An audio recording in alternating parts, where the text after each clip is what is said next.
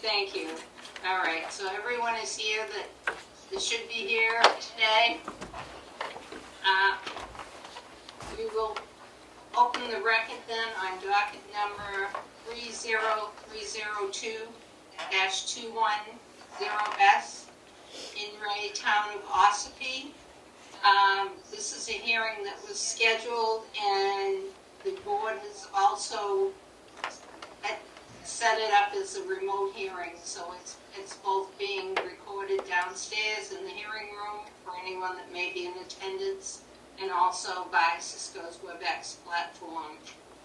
Before we proceed with the hearing, I'd like to briefly give the background on this docket.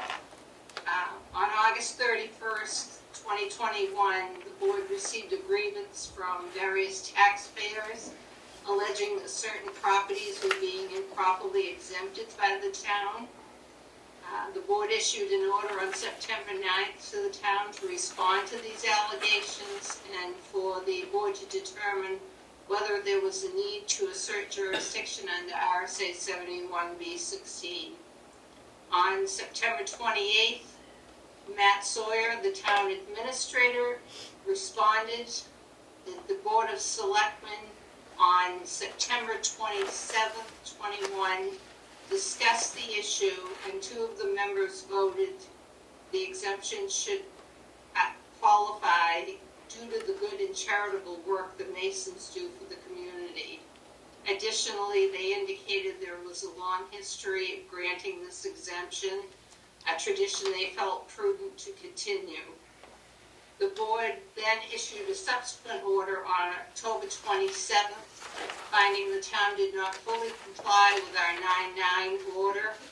We ordered the town to provide copies of the exemption applications, the responses from the town to the applications, and the assessment record cards, both for the Masonic Lodge and for 1895 Route 16, the Agape Ministries. Town Administrator Sawyer responded on 11/1/21. He included documents for the Masonic Lodge, but only the assessment record card for Agape Ministries, stating there is no exemption in place for them. After receiving that submission, the board found that additional information is still needed with respect to the town's assessment practices, and we therefore scheduled this hearing to examine the relevant facts before deciding whether to exercise our jurisdiction and authority under 71B16. We directed that the selectmen, and if I could just ask, or if I do have a sign-in sheet, and if I get the names wrong, please let me know. Currently, Susan Simpson is a member of the Board of Selectmen. Is it Martha Eldridge? Yes. Yes. Board of Selectmen. And Jonathan Smith, Board of Selectmen. Correct. The contract assessor, Todd Haywood. Yes. And there's also, I'm not sure who it is for the town, Matt Sawyer, I'm sorry. He's the town administrator. Yes. And there's also a taxpayer in attendance, Ed Comeau. Also is Beth McDaniel, paralegal with the DRA, who was also ordered to come in and bring any information through any investigations that they may have with the town's practices. We did receive a 1/10/22 report from Philip Bodwell, who's also in attendance, the appraisal supervisor for the municipal and property division at the DRA. We also have from the DRA Peter Roth and Derek Klein, both attorneys, and James Gary, and Jason Bickford. Did I miss anybody? It appears not. All right, before we proceed, I would like to swear everyone in. Everyone that's not an attorney needs to be sworn in, so If you could stand and raise your right hand. In the matter now of hearing, do you swear or affirm to tell the truth, the whole truth, and nothing but the truth? I do. Yes. I do. All right. How we will proceed is we will first hear from the town and then the town assessor. So if we could have which member of the Board of Selectmen will be speaking to us, unmute him or herself and let us know your name and your position. Would you like me to speak initially? Yeah, go ahead. Okay. So I'm Jonathan Smith. I'm the present chair of the I Board don't of... hear from anybody. I'm sorry. Hold on one second. I thought we were unmuted. Yeah, it was before. Sorry. Hello, can you hear me? Yes. Okay. My name is Jonathan Smith. I'm the current chair of the Ossipee Board of Selectmen. I wasn't the chair at the time when this meeting occurred. So I'm just going to go off of memory here real quick. Initially, when this began, Todd Haywood, our assessor, brought to our attention that the Masonic Lodge were looking to request a property tax exemption.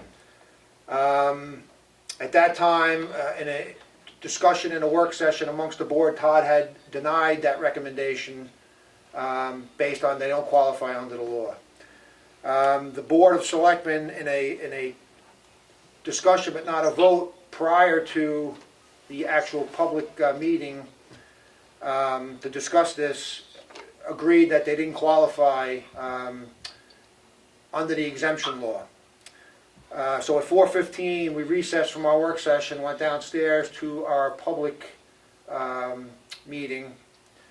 The board was present, the Masonic Lodge was present, Todd Haywood, our assessor, was present, Matt Sawyer, our town administrator, was present, and a discussion ensued on the merits of whether or not they qualify for the exemption.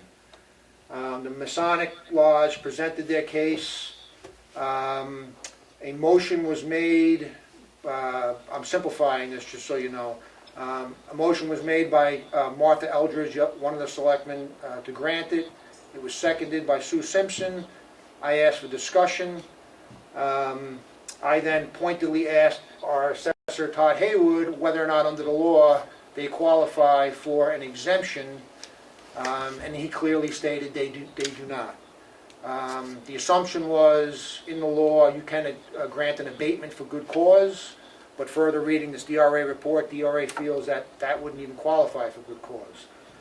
So... Excuse me, could I just stop you a minute? Sure.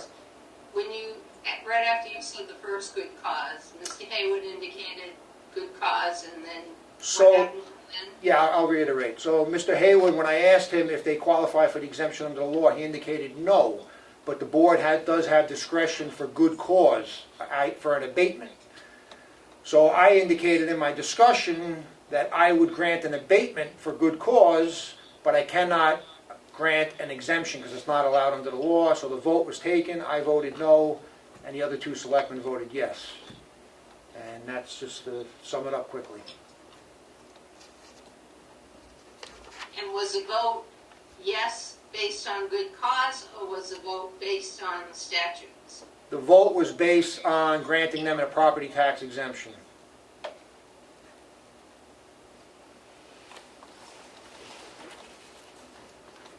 And did you have any evidence that supported the need for an exemption? The Masons presented their charitable works for the last couple of years. They gave approximately, I'm going off of memory, $1,200 over 3 years to charity in that period. To further elaborate, it went back to whether or not they qualified as an exemption under the law, and according to our municipal assessor, he said no, so that is why I voted no. Okay, so your vote was no, but the other two members was Correct. yes, Correct. based on a charitable exemption. Correct.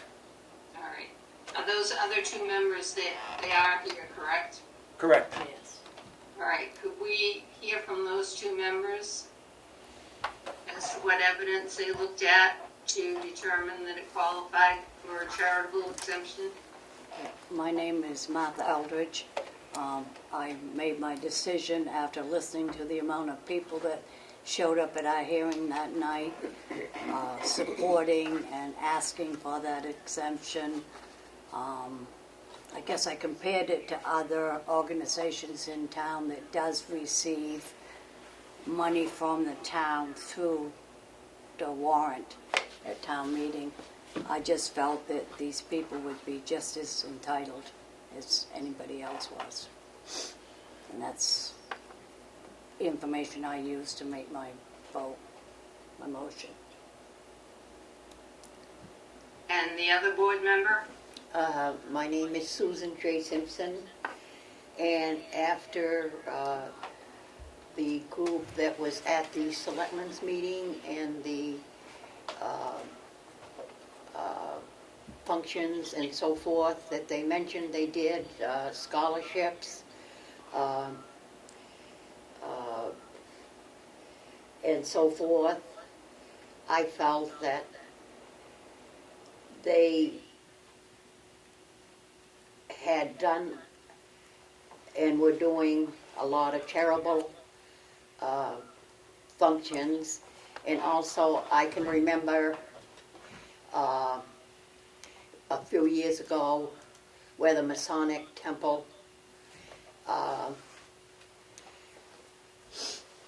gave a check to the Ossipee Home Week Committee. I remember that. I remember them putting on a dinner, spaghetti dinner for some school children. There was so many things that was in my back of my mind from before, and then after listening to the group that was at the meeting was what made my decision as it was. Listening to which group? Group of the Masons? Or? Yes, the Masons, the Masonic. Well, there were people in the audience that weren't Masons that spoke in favor of this also.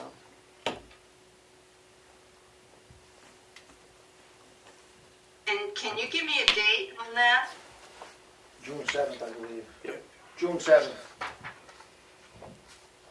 June 7, 21? correct.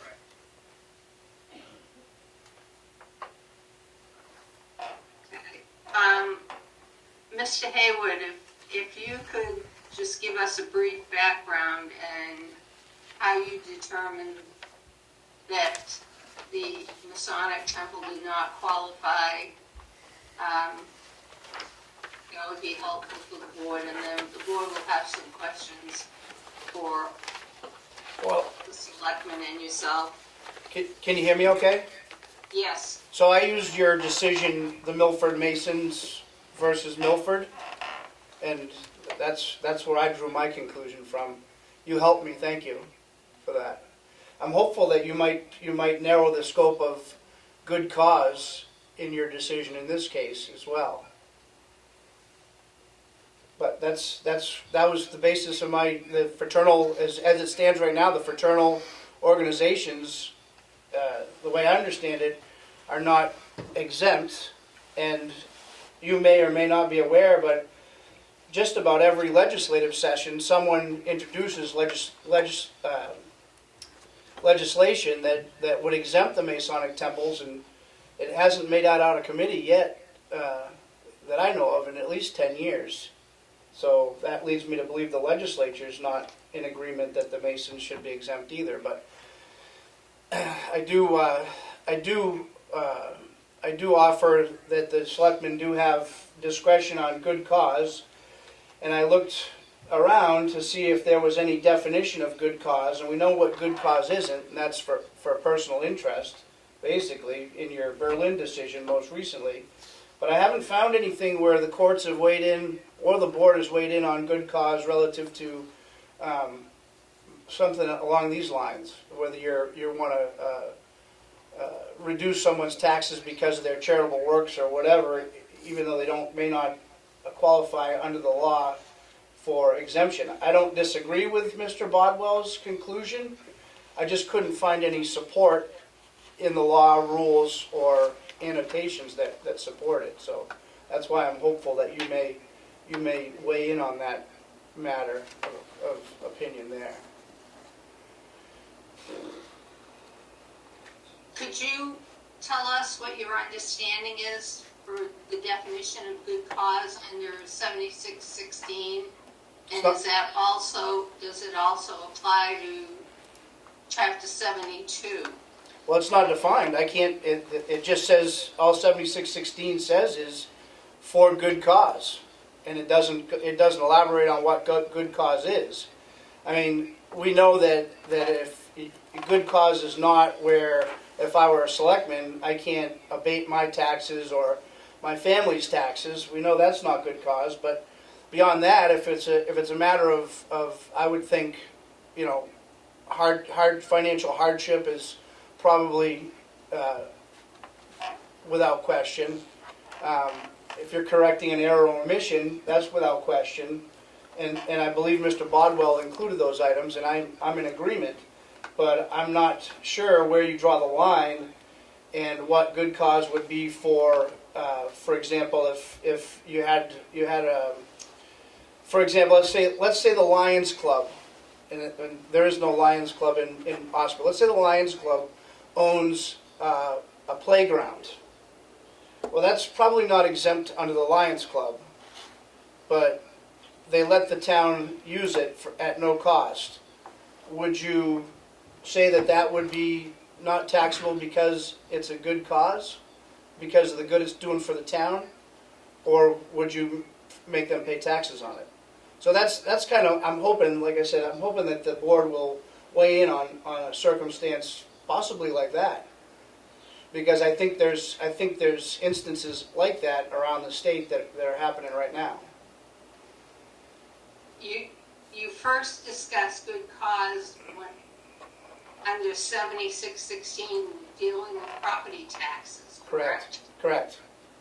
But does RSA 72 have any indication in it at all, indicating that something can be exempt for good cause? No? Doesn't say anything about it can't be abated for good cause, though. At least I haven't seen it.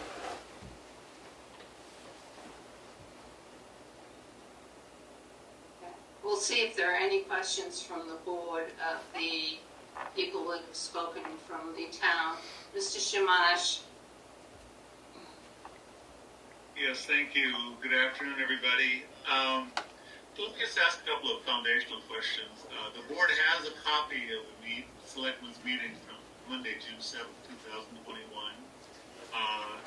And I guess my foundation question is, do those minutes accurately reflect what went on at the Board of Selectmen meeting that day? I believe yes. I can't speak for the other two, but I believe we all signed off on those minutes, confirming them. They're signed. They've all been certified by us, yes. Yes. The other foundational question is, at the time the board made its decision, was it familiar with the property at issue here, the property owned by the Masonic Lodge? I'm sorry, can you repeat the question? Was the board familiar with the property, is the question? Yes. Yes, I had some familiarity with it, and I believe, Yeah. I can't speak for the other two, but yes, they're saying yes. Yes. Okay. And I asked that question because, as you probably know, the exemption pertains to the property that's owned by a charitable corporation. So it has to be, in some sense, property specific. And I'm seeing a nodding of heads, so Yes. you folks don't understand that. Okay.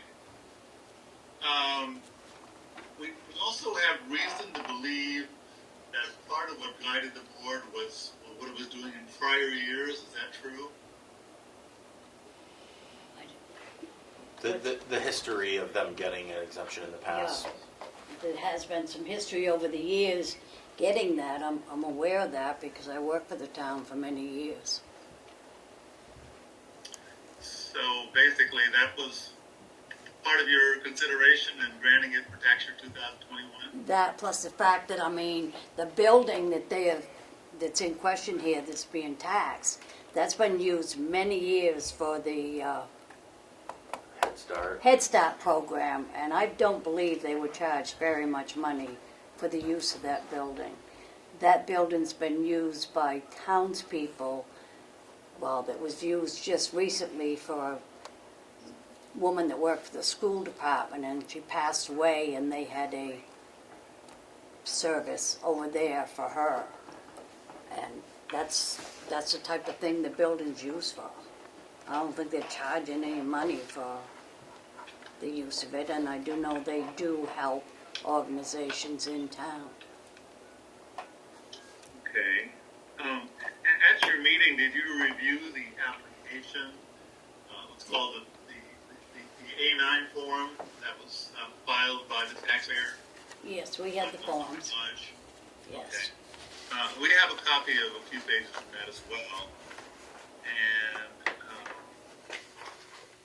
it states that the general purpose was to guide all members in their understanding, performance of duties as proclaimed in the bylaws, this being charges, I guess is the word.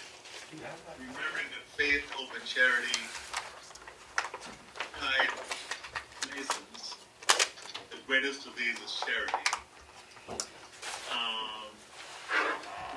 By the way, the bylaws were not furnished to the board. The selectmen have the bylaws at the time they made the decision on the application. I don't I recall haven't seeing seen it. I've never seen it. Okay. So I was just reading from paragraph 6, which asked about general purpose. Paragraph 9 says, state whether the applicant has been granted exemption from taxation by special act of the legislature since May 7th, 1913. The answer to that question was yes. If so, give the date September 1988. To your knowledge, has there been a special act of the legislature granting an exemption to the Masonic Lodge? From the legislature? No. Okay. So that statement is probably not accurate? I don't know. Yeah, I don't recall seeing that form or document. I don't recall reading that. Okay. And does the mention of September 1988 have any meaning to any of you folks? Not to Something me. happened? No. No. Nope. I may have some further questions, but thank you for answering these preliminary questions. Could I just follow up on that? Were any documents available to the town when you made your decision? You said the bylaws were not, it appears the A9 was not. The E9 is there. That's the real estate on which the exemption was claimed. That was reviewed in the meeting, I believe. It's right here. This is what I sent to the BTLA, everything that the board had.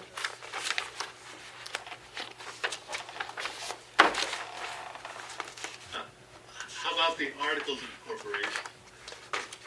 Any? From the Masonic Lodge? Yeah. So I know this should have been provided to the BTLA in my response. There's a certificate of good standing that they provided to the board, certifying that they're in good standing with the state in 91. 1991. Does that specify nonprofit?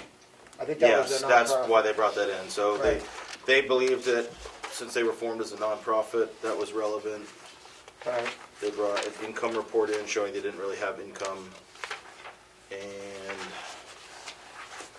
I believe all this again was sent in to the BTLA.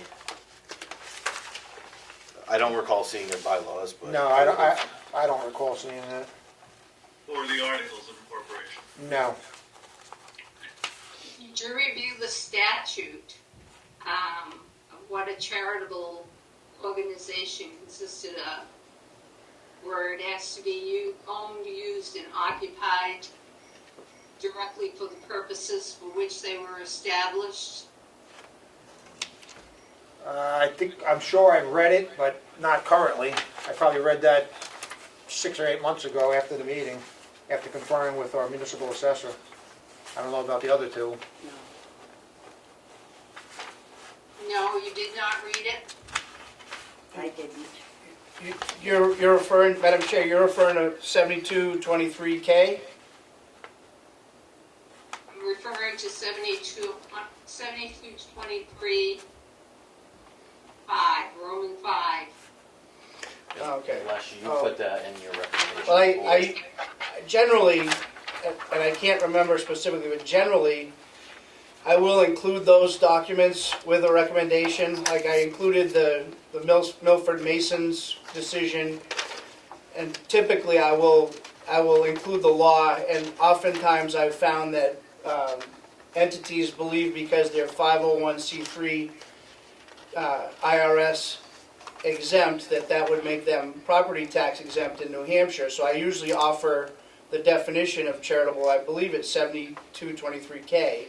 But in 7223, I think it's Roman numeral 6, it does say that it has to be owned, operated, and used for their specific charity, which oftentimes isn't the case. It may be a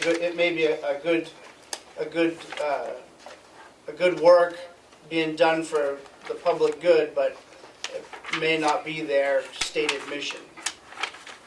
In this case, I pretty much personally stopped at the Mason Lodge isn't exempt and didn't really spend a whole lot of time beyond that. Okay, so we understand, Mr. Haywood, but as far as the Board of Selectmen, I'm asking if they understand that to qualify as a charitable organization, they must be legally doing business in the state, owned, used, and occupied by them directly for the purposes for which they are established, provided that none of the income or profits thereof is used for any other purpose than the purpose for which they are established. I understand what you're reading, yes. And it is a Masonic organization, owned, used, and occupied for which they are established. If you didn't see their articles of incorporation, how would you know whether they were or were not? That's correct. I can't speak to them, what they're doing behind closed doors. I have no idea. But you're responsible for determining whether or not they're entitled to the charitable exemption. Correct. So I'm going to put it as simply as this. So yes, we as the board oversee the responsibility of the assessing part of the town's operations. But we then contract with a municipal assessor to relieve us of that duty, and he guides us on the legal opinion as to what determination shall be made. So in my mind, it was relatively simple. We had the professional, Todd Haywood, advise us on the legality of granting the exemption. And based on that Milford decision that I did look at, and his professional opinion, I made my decision as they don't qualify, outside of everything else. Okay. So for the other two selectmen, the same question applies. Are you aware of this statute? Is the property owned, used, and occupied for the purpose for which they are established? And do you know that? If you have not seen the articles of incorporation? I don't. I don't. I'm sorry, I can't hear you. I don't. You don't know. That's right. Do you know if something happened and the property had to be sold, if it would be sold to another charitable purpose, or if the monies would go to the members or someone else? I can speak to just hearsay, but I can't speak to, I haven't seen the deed. Okay, I just want to know from the members who voted for. Okay, I'm sorry. Thank you. You're asking if we know if the property is sold, that it would be sold with the same intention? Would the funds go to another charitable purpose? I have no idea. I do not have any idea. And isn't that something that you need to determine before you grant the exemption? Evidently it is. Ms. Walker, do you have any questions?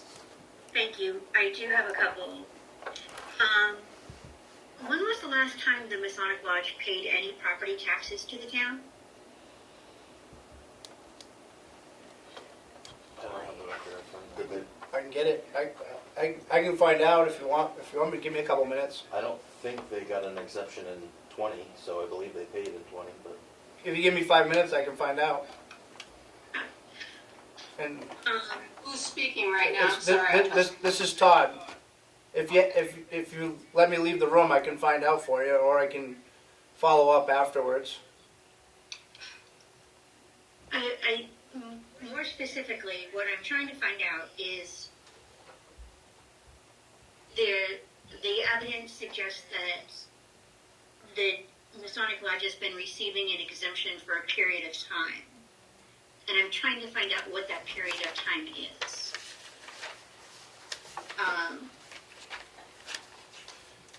I would also like to know if they've ever received an abatement for good cause, or have all of the decisions to alleviate the Masonic Lodge from paying their tax burden been because they were granted an exemption. So, Mr. Hayward, or Ms. LeBrun, I don't know how you feel about allowing Mr. Hayward to get that information, or if we could leave the record open for it, whatever you think is most appropriate. I think we can have Mr. Haywood go and get that information if he can do that quickly. All right. Thank you. Why don't we all go on mute until he comes back? Okay. You muted? So I looked at the tax kiosk going back 10 years, and they were exempt every year. Even in 20? 20, every year prior though. Yeah. I don't know what the beginning of time is, like, I don't know. for bad. But that's just, you know, but that's where it goes. Yeah, that's what I had heard. Well, from Harry. I haven't seen it. No. So,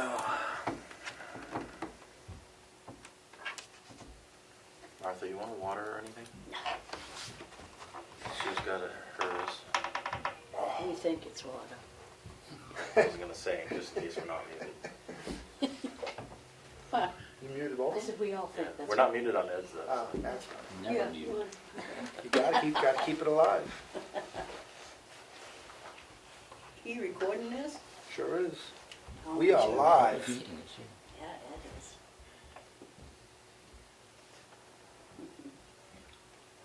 I know I was just telling Matt, I looked back on the online tax kiosk, and they were exempt every year as far back, I think, to 2010. But I'm just going off memory, I didn't write it down. Back to 2010. And I think the tax kiosk goes as far back as 2010, if you look online, that's all the bills. And every one of them, except for maybe one, 2020, and again, I'm going off memory, they were exempt, I believe. So it could have been a lot longer than that. We just don't have it on that tax kiosk online Right. program. They were exempt. Yeah, they were granted an exemption, Yeah. correct.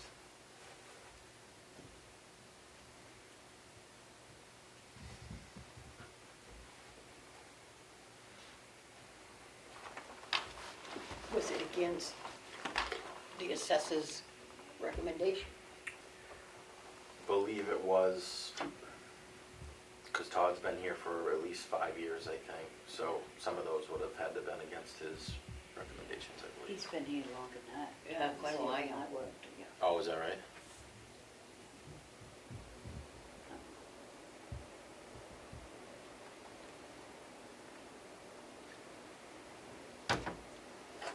You got my papers all out of order now. Well, we'll shuffle and clean. It's all good. So Todd goes down and sees Kelly, I'm assuming that's what she'll find out for him? I mean, Or Jesse, or he'll look in Avatar. I'm not sure what. Yeah, Jesse- Avatar should be able to show, I would think, right? I think it does for them if you have that level of access. I can't. When I go in, I can't see a history like that. yeah. Yeah, that's a big one, yeah.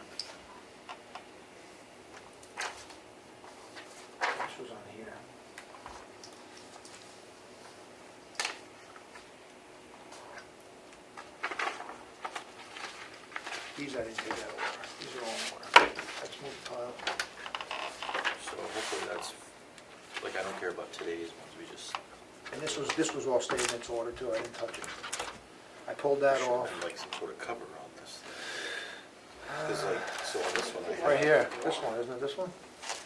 Like, do I have anything on there indicating when I sent, like this, I put the sticky note on saying when I responded with a letter, like, is it, and it's my letter to the board. Thank you. I hope I do.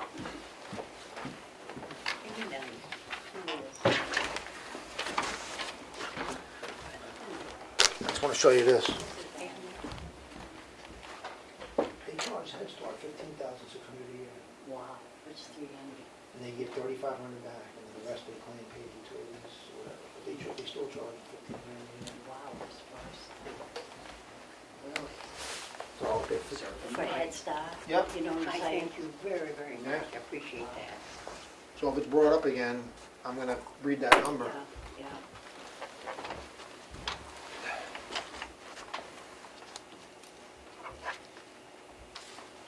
He'd get you some water if you wanted a glass of water, because he's gotta get some for himself. I'll do it anyway. All right. That number that says, just do it, don't ask.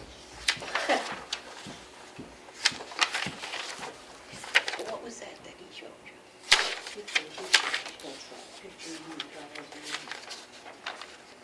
$15,000. Yeah, this is on 89. I don't think much of that. This job, I did. Head This is the Start. 89. Yeah.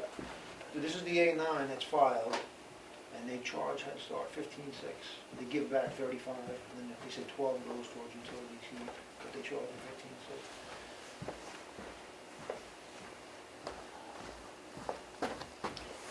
Can't believe it. Thank you very much.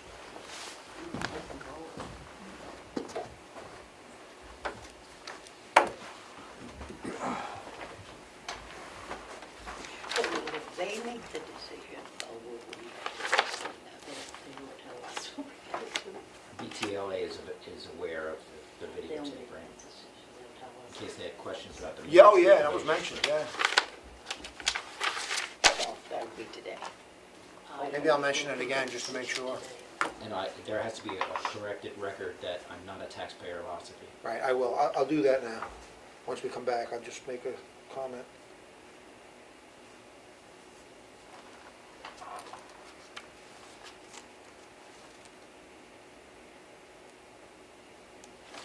Matt, this A9, was this from the red folder way back? Because it's highlighted, I think I highlighted that.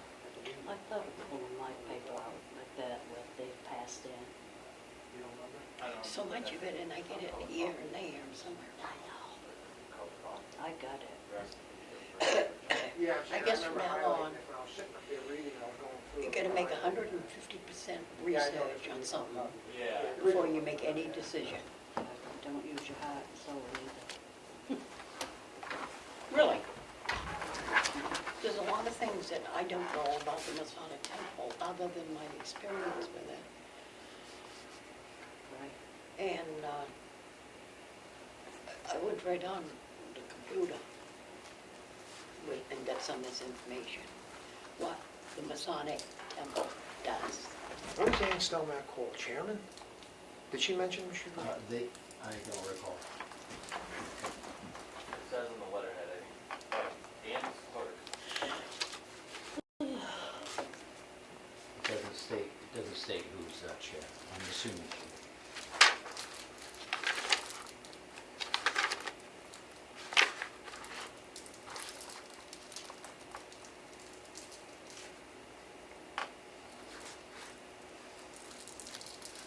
That's the trouble with those cell phones. You can do so much with them. I don't know what to do. Easy, Al, they do. I got on mine, because I'm just learning, I know how to answer the phone. I know pretty much how to shut it off. I don't want to shut the whole telephone off. But at least I got it going. That Mad Coffee, there's a couple of that on it, and I was on the meeting. Really? Wednesday, because he took over. Yeah, yes. See, he told me I could not Friday to get my mail. He told me to get it. Oh, that day, what, that day? What, Wednesday? Oh, yeah, he's talking this. No, not that I know of yet. I forgot to look today. I didn't. They did like they did with me, they waited. Just keep in mind, you, Jonathan, you still I was have wondering about Marie and the Office I of know Steve told me, she said she didn't. Legislative Services.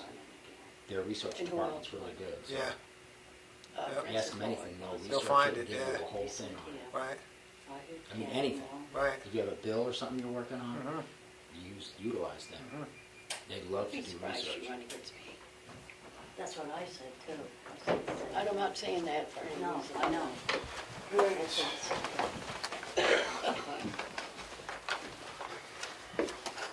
I gotta wait. Oh, We're gonna unmute. Ms. Stelmack, can you go back on the record, please? We're live.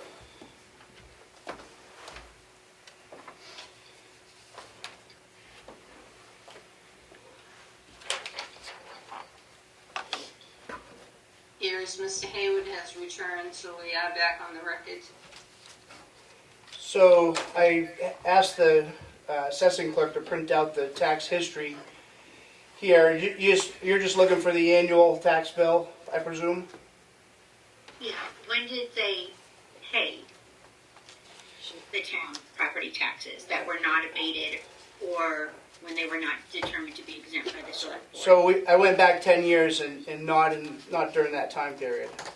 The first 13, let's see, 2010 there was no tax, 11 no tax, 12 no tax, 13 no tax. 14 there was a bill,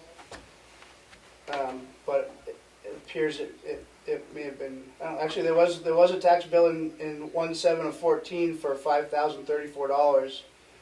Doesn't say whether it was abated or not. And that was 1/7/14. 4/29/14 there was a bill for $5,256.86. And then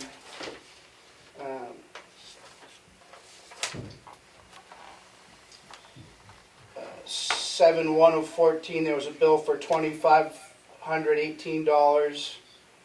1/6 of 15 there was no bill, so that must have been called exempt. 15 there was no bill. 16 there was no bill. 17 there was no bill. 18 there was no bill. 19 no bill. 2020 no bill. And then there was a bill first half of 2021 for $2,249, and then of course that was issued prior to the board's decision in June 7th or 8th or whatever date of that selectors meeting. So there was no, the November bill was, there was no bill for that property. So, Mr. Hayward, did you have a chance to review the report filed with by Mr. Bodwell? I did. Okay. And in Mr. Bodwell's report, he indicates that there was not an application for a charitable exemption filed for tax year 2020. But I think your testimony just now was that there was no bill issued for tax year 2020. Is that correct? Correct.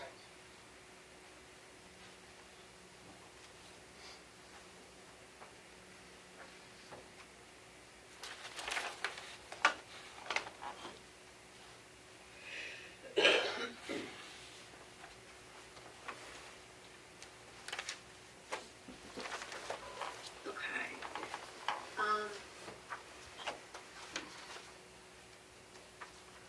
Mr. Hayward, you've been the assessor in Ossipee for a number of years, is that correct? Yes.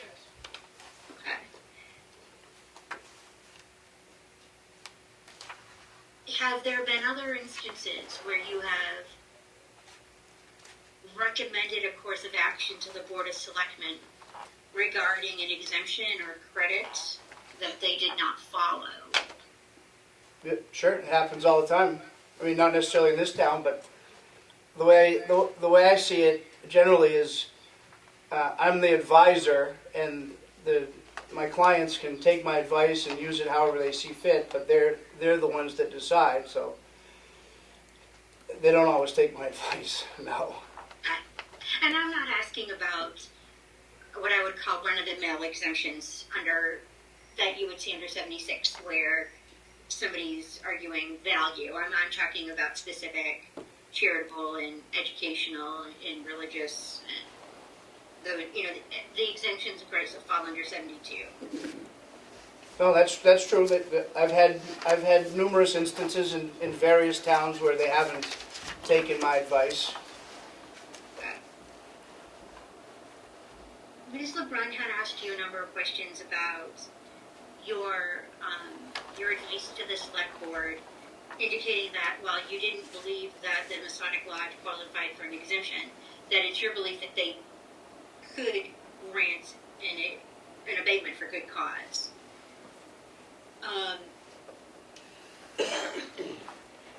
She asked if you saw any reference to even the phrase good cause in Chapter 72, correct? Right. That's And you said correct. that you didn't see it. No. But your testimony was that, well, you didn't see anything that said you couldn't do that. Right. It's silent. It doesn't refer to 7616 at all. Okay. So,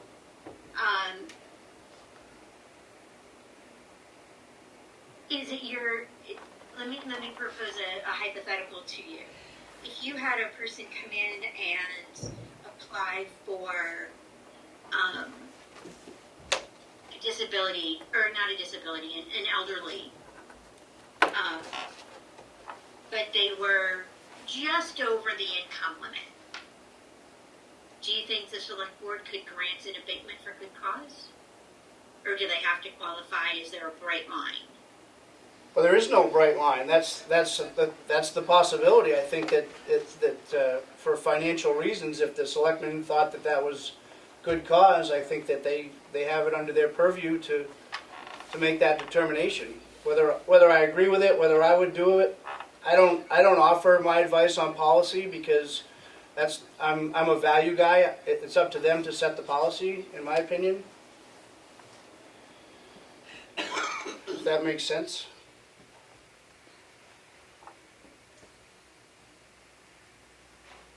But it seems to me that what you're doing by telling the select board that, hey, they don't qualify for an exemption, but here's another way that you can get their property tax liability down to zero. So it seems to me that what you're proposing is perhaps an end run around the way the legislature has drafted Chapter 72. And I'm not exactly sure that's what they intended by putting good cause in Chapter 76. Well, and I'm hopeful the board will elaborate on that, because I'm in agreement that it probably isn't supposed to be that way, but I have, like I said. But your recommendation to the town is that they take that course of action. Well, I think that I give them that option. I don't suggest they take it either way. I don't have my memo in front of me, but I usually say that something to the effect that good cause isn't defined, but you do have discretion under 7616 to abate any taxes levied by you or your predecessors for good cause. So I'm hoping that you, the Board of Tax and Land Appeals, will narrow the definition of good cause subsequent to this meeting.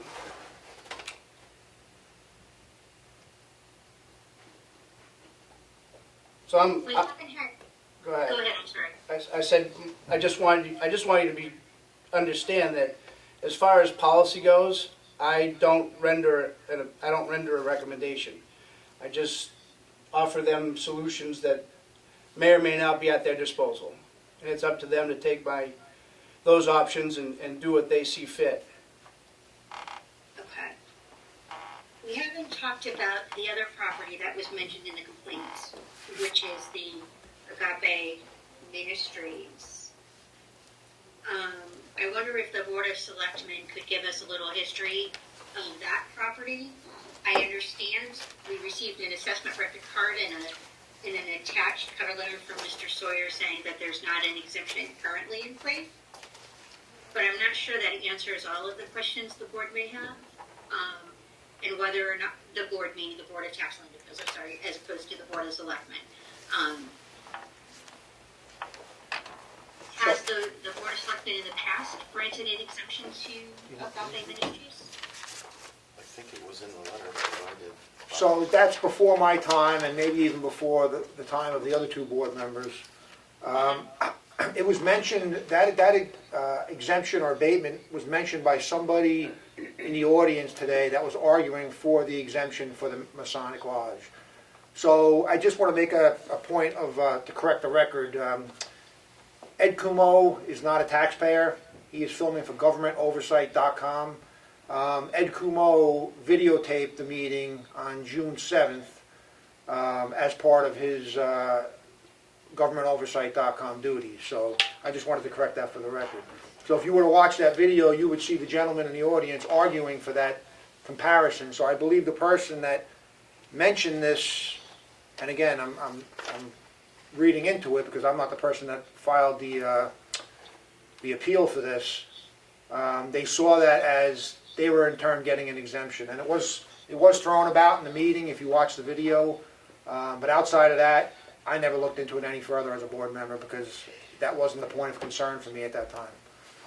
So I just want to make sure that I understand, Mr. Smith. Yes. That it's your recommendation that during the testimony and at your June 7th meeting, there were some people testifying that the Masonic Lodge should be entitled to an abatement, or the exemption. Exemption, correct.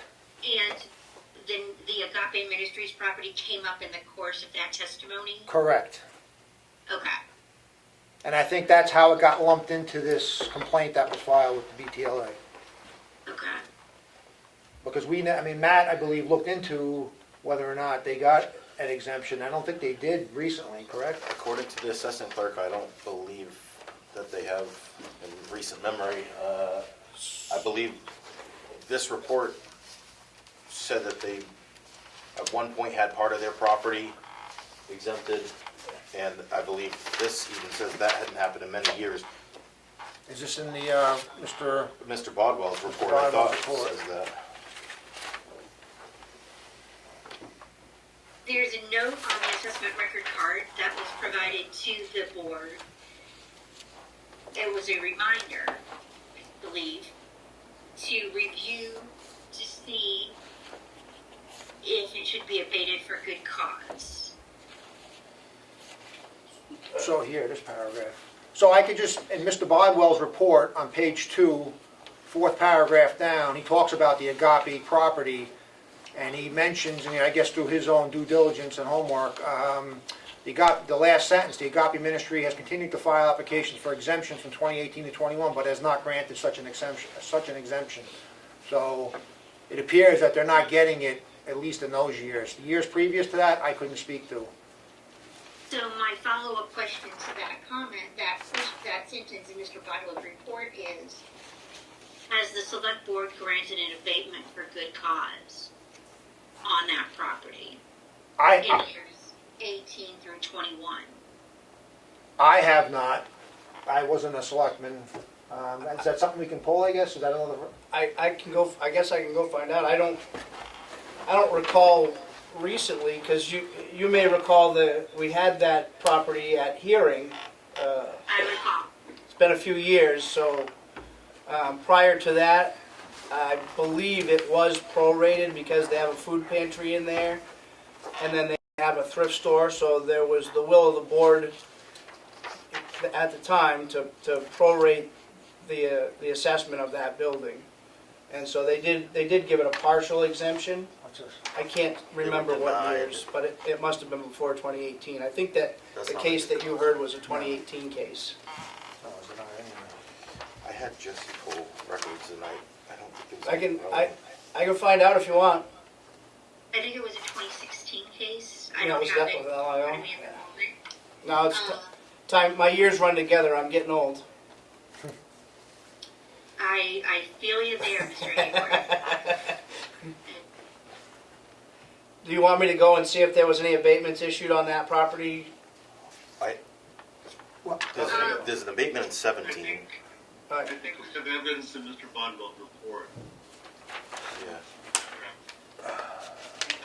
2016, this property was granted a partial exemption for food pantry portion. Yep, I have that right here. This was an administrative abatement, Tax year 16. tax year 2016 in the amount of $2,479, and food pantry and a portion of the land included, and it was approved by the board. Richard Morgan, Robert Freeman, and Sandra Martin. That was request for an administrative abatement. And that was in tax year 2016? For tax year 2016, but it was signed by the board on August 14th, 2017. Okay. And have there been any administrative abatements issued on that property since that time?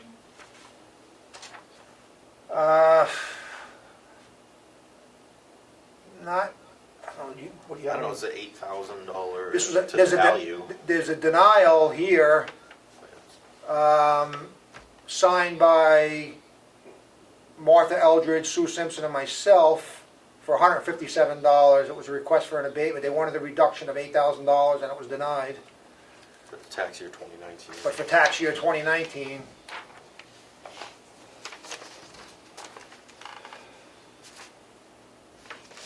you got 2018 in there? What's that? It's tax year 15, tax year 14. So, 2015, I'm sorry, oh wait, this might be the same one, man. It's a duplicate? Oh, no. So in 2017, on the same day that they signed the abatement for 2016, the same board signed an abatement for tax year 2015 in the amount of $2,368 for a food pantry and portion of the land included. It was a reduction of $113,000 in the assessment.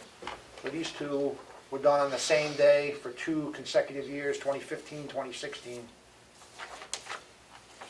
What's this one? I can't recall a few.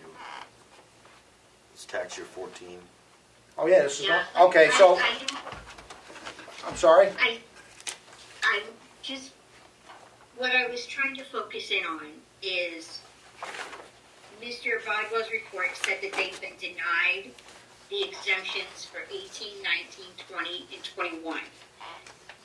I was trying to focus in on those years to find out if an abatement, good cause, was granted in lieu of granting the exemption for those years, 18, 19, 20, and 21. Can Todd Haywood go pull that for us to see what the record is? Yeah, I think that's fine. I don't want to hold up the questioning and the progress. But I would like to obtain that information prior to the close of the hearing today. But short of that, How quickly do you think you could get that information? About 5 minutes. I'll just have to go downstairs and ask the clerk to pull up her records, and hopefully she can put her fingers on it fairly quickly. You're only looking for 3 years, correct, or 4 years? 4 years. 18 to 22? Or 21. 21. All right, if you'll excuse me, I'll go try to grab that. All right, why don't we go off the record, and if anybody wants to walk around, we'll take a 10-minute recess. Okay, should we mute? We're muted. Mute. Thank you. Thank you. If she says that she already gave me everything, then it's all in this folder, but Yeah. we'll see what she tells Todd. Okay. But there's nothing that new in there.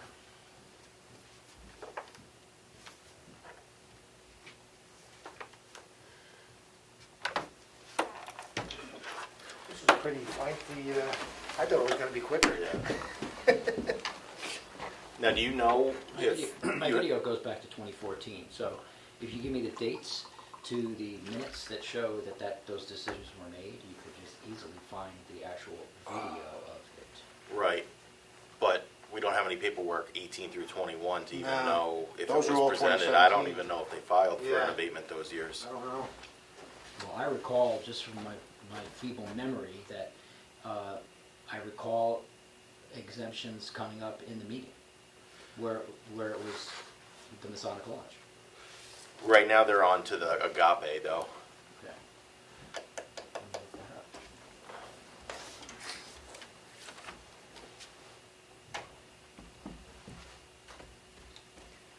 This is usually my nap time, I probably shouldn't take one. About 10 minutes, I didn't quite enough. Take it. Did you have Hunter at all today? This morning. So you're tired? And all weekend. Yeah, it's, See why I need a nap? that would do it for anybody. Little monkey. Oh, we can take our stuff out of here, we can do that. Oh, for tonight's meeting? Take what you want. No, nothing. No, nothing, nothing. Oh, that's an easy one. That's an easy one. Yeah, all right. And he'll probably put these all Yeah, together. just move, yes, if they're all abatements, he's been doing one big motion. I'm opening. Oh, that's something that's gotta be I discussed. went over on Dorset, Chitville Road there, and see that trailer gone. That was Yes, nice. yes.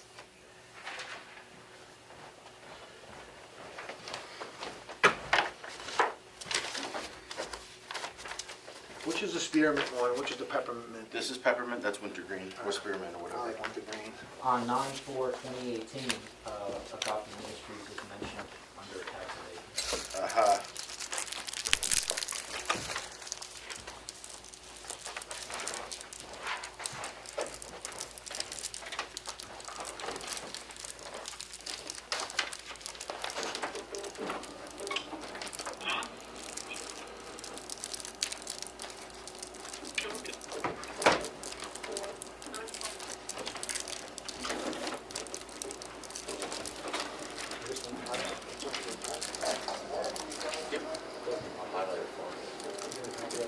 These are all colors, but I can see right now. And these should be in the front of that. BTLA has a copy of this. I know, but Boy, look at the gym back then. That looks so different, seeing it brown. Wow, There yeah. you are, Oh, 2018. that's been when I came on board. Well, that's right, Ellen's still there. That's amazing.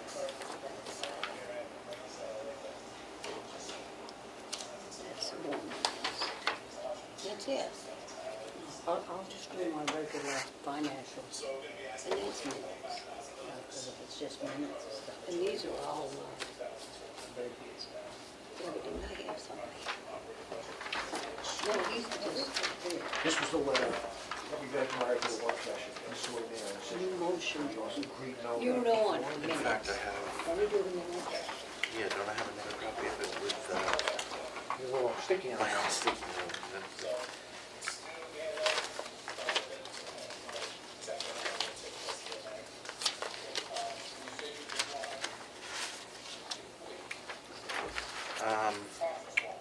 Wait a minute, that's a May 5th. Huh? Right here. Isn't that it? There are two different versions of the letter. This is closer. This one, They we both gotta says May discuss, 5th. I would say. Yeah. This is the one they sent to And I'm not sure I don't know. if there's a motion to either approve it or not. I'm going to deny Better everything. not put it on the public record because I don't know which I one. know. These we gotta, give them, Yeah, give those to him. and these are all, very many. I ain't overly, Got a bunch of, maybe check it out and make sure they're all. Maybe you said that in the meeting though, too. Oh, not something like signs. that are Clerical. things. In the meeting. That's for sure. Is she filing it or? No, Oh, wasn't issued an abatement after 17, so you have the most recent Okay. abatements. that's a warrant, if you want that warrant. So they were, Yeah, I they can were see that. paying their taxes, or at least issued a tax bill. Decision. I think there's history of non-payment there. Right. And then there's just some things other than that. So, Todd. I have two versions of a letter of movement. It looks like this is the one we used.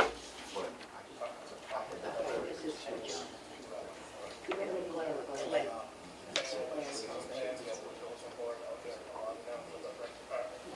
Yeah, So I don't know which one, and maybe it's relevant, you just already made that point. I thought I hammered it home. You did. I just didn't railroad it, so. Yeah. Why do you think they got the whole legal team on this thing? Oh, yeah, it's so obvious.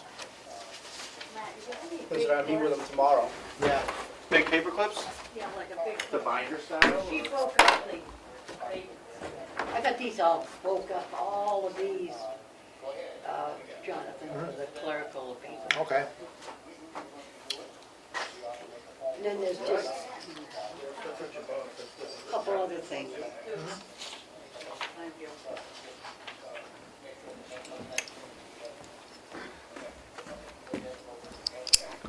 Just quick.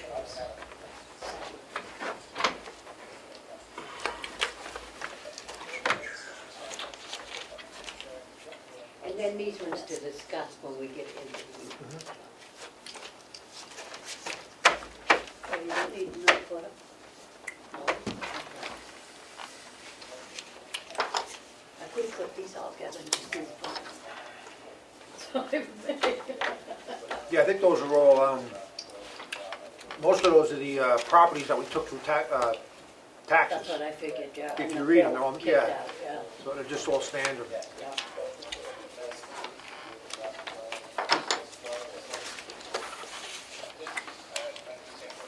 Do we have everyone back?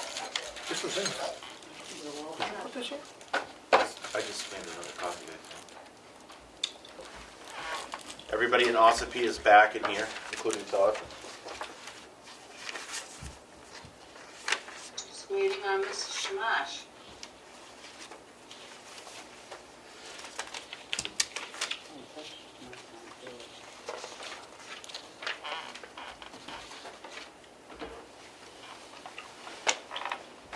Go back to 2014.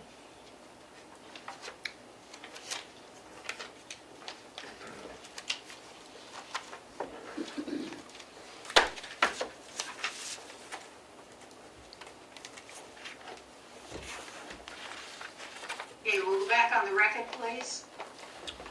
Hang on 1 second. Second, We'll go back on the record. yes.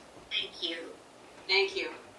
Mr. Hayward, were Yeah, you yeah. able to find out? Yes, to answer your question, Ms. Walker, that property owned by Agape Ministries did not receive an abatement for 18, 19, 20, and 21. The last abatement was for 17, as Chairman Smith indicated. Thank you very much. You're welcome. I think my very last question is to Mr. Sawyer. Since receiving notice that the complaint was filed with this board, have you or any of the Board of Selectmen consulted with the town attorney regarding any of the issues raised? I don't believe that I've engaged our attorney on this matter, no. Not to my knowledge. Okay. Thank you. I don't have any further questions right now. All right, thank you. All right, why don't we proceed with the Department of Revenue Administration? Any information they would like to provide?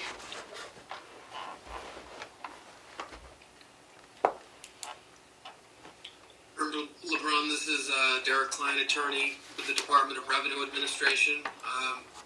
You know who's here at the hearing present today? And our position is boiled down in Mr. Bodwell's report, and he and Mr. Bickford are here to answer any questions you may have. Okay, thank you. You're welcome. Why don't we proceed with board questions, and we'll start with Ms. Walker on this one. Thank you very much.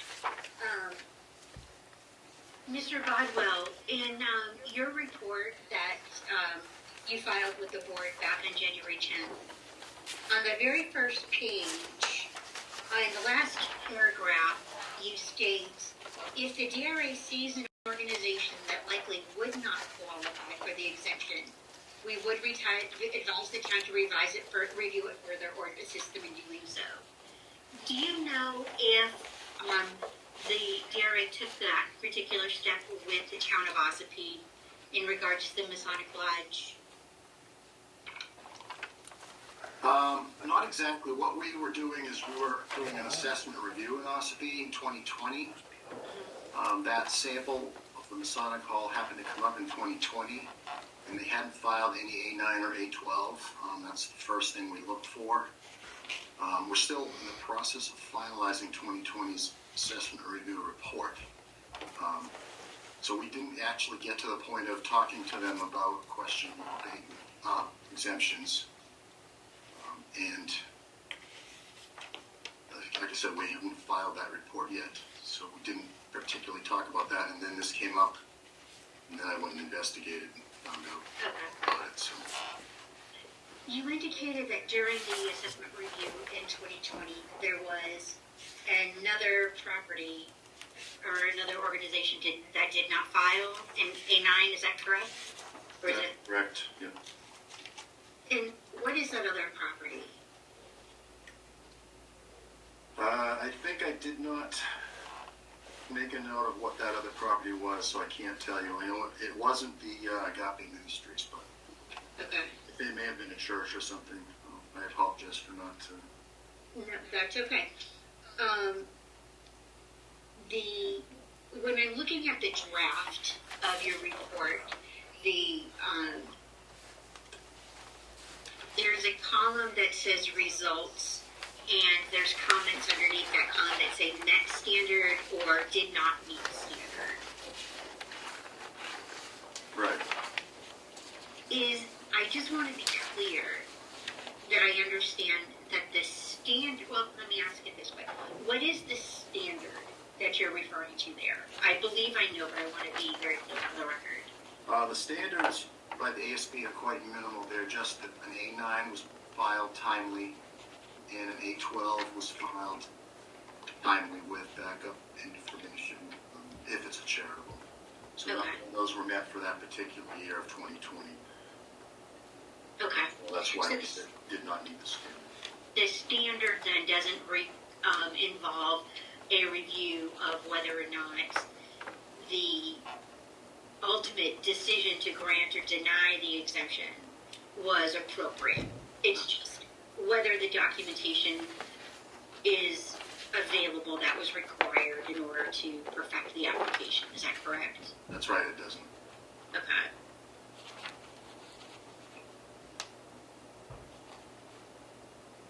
And I believe that it is your opinion as we are talking today that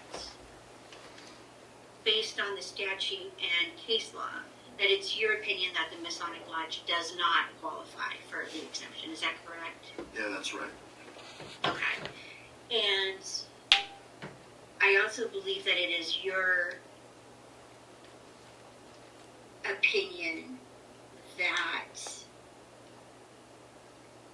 the select board does not have the authority to abate for good cause or to organizations that don't qualify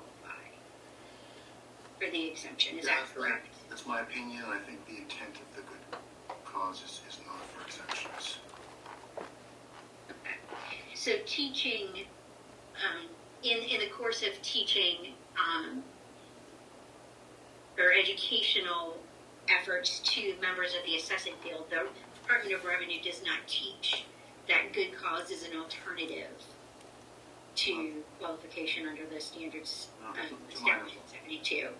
No, not to my knowledge. Okay. I certainly wouldn't have said that.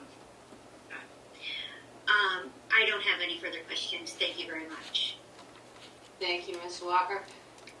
Mr. Haywood, you mentioned that, I'm sorry, Mr. Bodwell, You did say the DRA does not encourage or recommend assessors to use the tax abatement for good cause shown. Have you had many assessors ask you what good cause means under the statute? I don't think so, no, I can't recall any.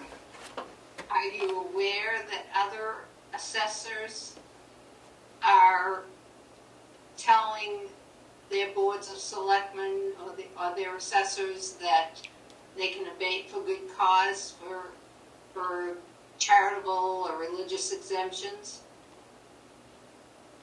I'm not aware. I know of a few that have said they shouldn't and still have boards given exemptions, so.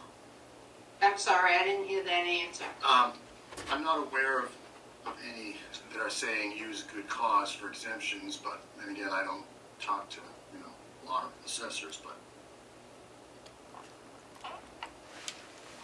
I know that in some cases, other assessors have advised not to give an exemption or a good cause, or not to give the exemption, I should say.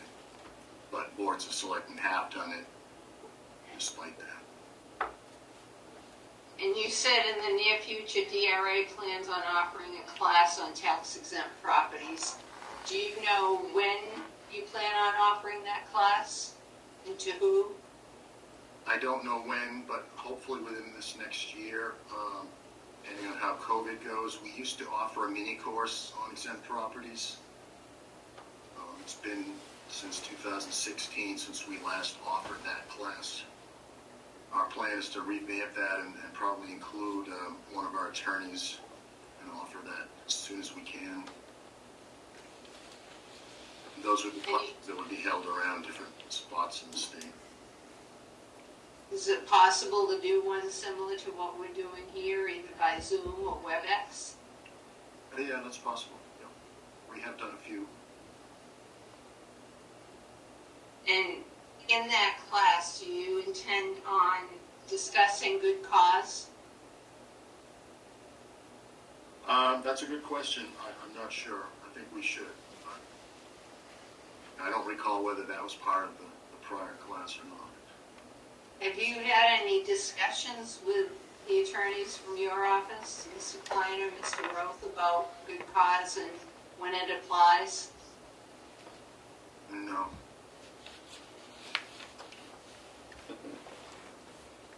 All right, thank you. Mr. Shamash, do you have any questions?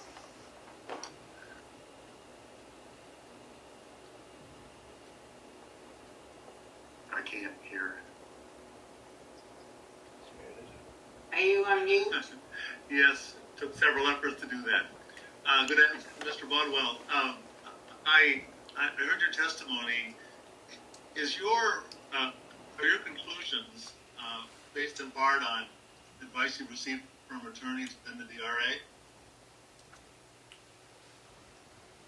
It's more talking with assistant director and other appraisers, but some the attorneys as well. I think you're familiar with the fact that RSA Chapter 72 provides for a number of specific exemptions, specific organizations.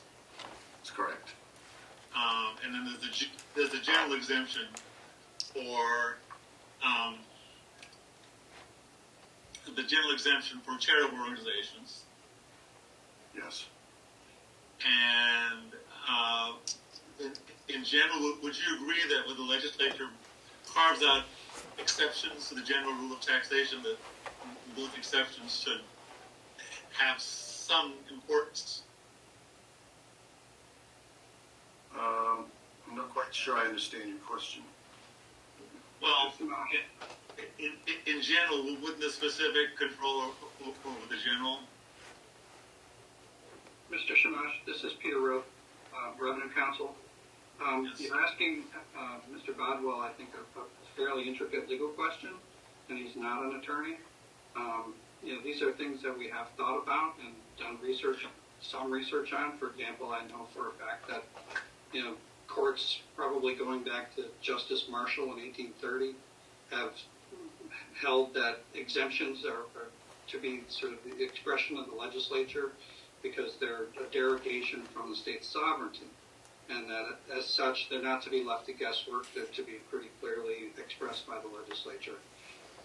We have not formulated a specific legal opinion about how the interplay between RSA 72 and RSA 76 should work, though I think, as a general, Mr. Badwell's opinion that he expressed in his report is probably the right one. I think it reaches the right balance, but in terms of finding the law and the specific doctrines and statutory interpretation rules to justify that, that's sort of outside of his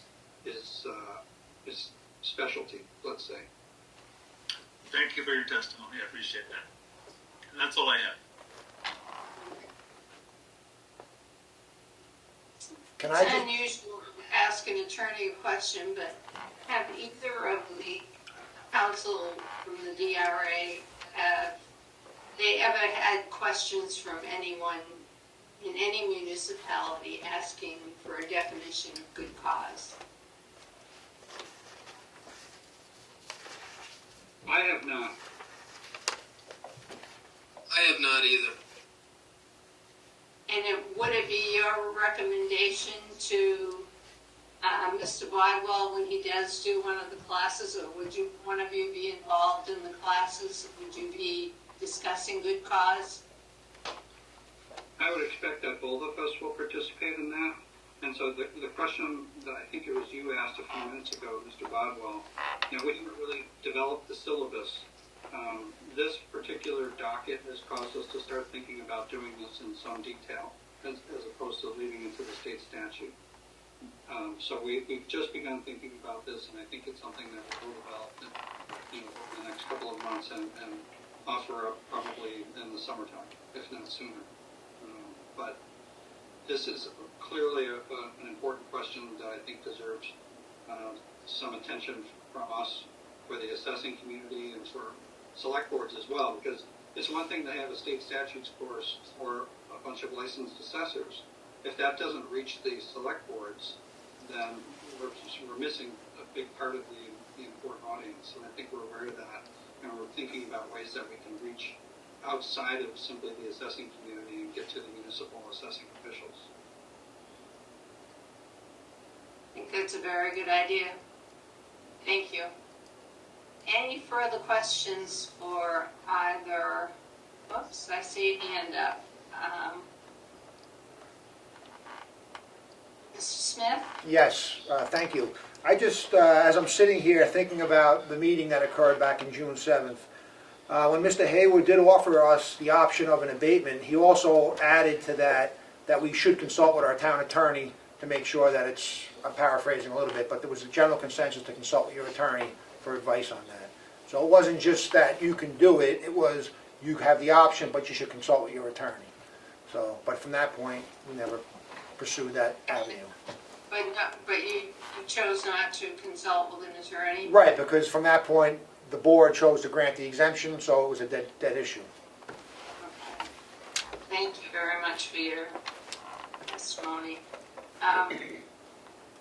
Do we have any further questions? Any board members have any further questions for either the municipality or the DRA or Mr. Hayward? I actually have one more question, if I might. Sure. Does the board believe, the BTLA believe, that a bill in the legislature should be drafted to clarify the definition of good cause going forward, so we don't have this dilemma that we seem to have? I think that probably the board may make some rulings in its decision, but also I think that's a question that should probably be addressed to the Department of Revenue. They would be the ones who would seek the assistance of the legislature to make any clarifications or definitions. Okay, thank you. Anything further from anyone? Not at this time. Okay, why don't we take, if we could go into a breakout room to let the board members just deliberate for a few moments to see if we have any further questions.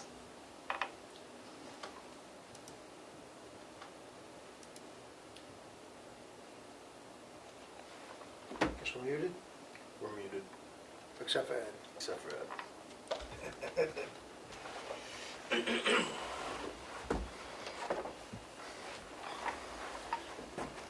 And also, we'll go off the record at this point. I didn't say that, Ms. Stonek.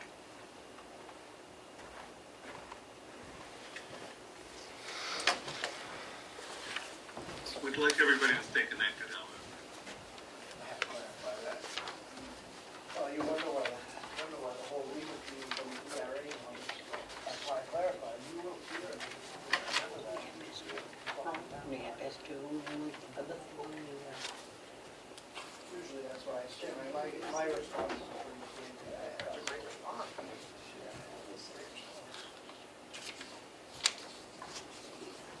Are you gonna conduct town Sometimes business I don't today? agree with the attorney, but whatever. Depends on what time we get done. I mean, who knows whether or not. And what do you guys think? I guess depends on what time we get done, right? With the meeting afterwards?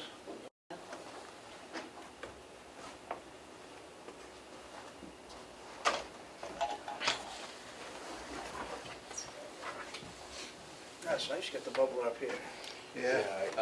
Matt, I waited 2 years to do it. You're the first one to have one. I know, I don't know why my predecessor didn't. And you divided them, so when this is all. Climbing stairs is good exercise. That's probably true.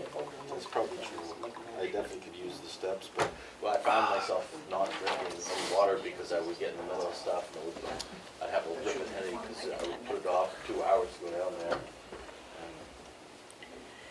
Not that I was too lazy to walk the stairs, it's just, you know, as you get Yeah. into something and. I don't generally drink a ton of water during the day, but I usually have 2 pints before I leave the house, and then when I get home, I I'm sorry, correct. probably have 4 to 6 pints. Did you see that? That's plenty, but. Yeah. He crashes at 100. That's 3 quarts. I haven't drank alcohol in 2 weeks. Really? You poor bastard. I did it up pretty good when I was on vacation, so Had to do it. came back with Omicron. That's why I wasn't here last week. Had a hit, yeah, not too bad, right? Where's the candy machine? I had a dull headache and a scratchy throat for 2 days. Yeah.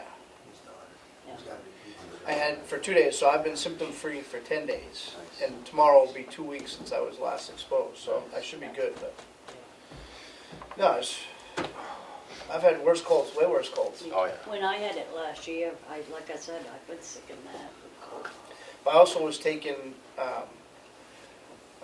bromelain, quercetin is a prophylactic for the virus, and zinc, and selenium too, so, and vitamin C. So I was mega dosing that. I mean, I'd started before I went on vacation, was doing it while I was on vacation, and of course, 24 hours, less than 24 hours after I got home, I had a headache and a scratchy throat. But Where'd you go on vacation?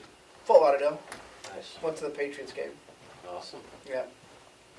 We had a 3-day super spreader because the resort, there's a resort there that does a package, and they have like 7 charter buses, literally, filled with Patriots fans. So they have a pool party, all you can eat and drink by the pool at the resort, Friday night, Saturday night.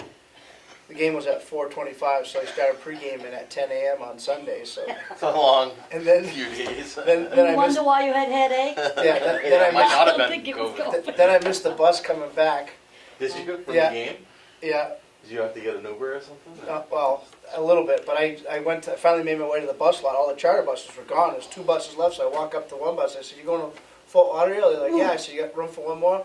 Nope. So I go to the other bus, bunch of guys from South Boston and Quincy. Nice. "Oh, you guys going to Fort Lauderdale?" "Yeah." "You got room for one more?" "Yeah, sure, come on." So I rode the bus with those guys back home and That's awesome. get to the Marriott in Fort Lauderdale and Ubered from there back to my hotel. Walking through the gates and still had time to make the after game party.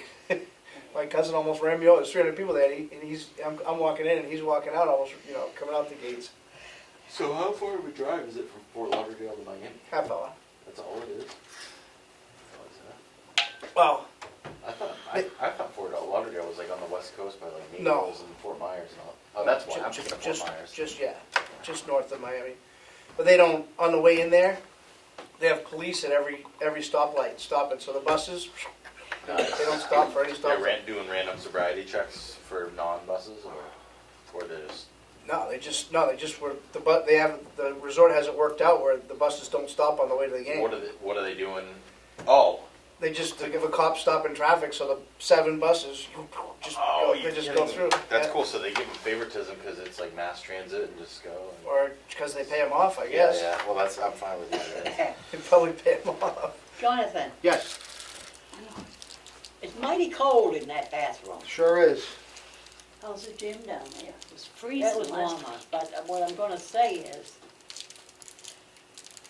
that this is unreal. No, Ed's still alive, so, Is he? yep, Is he really? yeah. Huh? Yeah, I can't shut my light. You didn't recess, or you wanna go into No. recess, then let's just. Uh-oh. That's Yeah, fine. because we're still in the meeting Now, technically. now everybody knows what I did for my vacation. That's right. Yes, and what COVID-19 protocols you used. Oh, yeah, I didn't use any. But you said you used vitamin C, zinc, and. Oh, yeah, yeah. I'm not gonna yeah. say what Are I there was gonna are say. there Well, people that's watching the probably live public stream? that's a public service there. Yeah. Letting people know what you should use. Vitamin D is one of the big ones. Yeah. People with It deficiency. is. That's why everyone gets sick in the winter, the lack of sun. It's true. Yep, vitamin D2. I was using that D3, but I You was don't using have all that. that on the, oh, you won't have all of that Yeah, that we're talking about now. he's still alive. So now we know what a party is. Yeah, so does the whole, because that's in perpetuity, that just goes round and round. Whatever. There wasn't anything. I'm an adult. Yeah. At least in You're on vacation. at least in chronological. Well, we don't know when they're coming back, I mean, she said 10 minutes, but, Then you gotta turn this back on. right. Oh, I see.